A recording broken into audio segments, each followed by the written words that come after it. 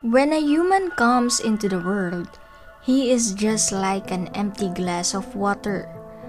When human is growing up, he is trying to fill up his empty glass with lots of desires, wishes, and plans. But when time is over, everything becomes useless. This is the end of our life.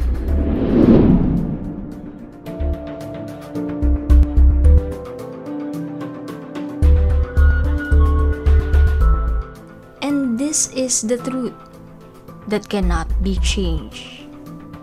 In short, birth, life,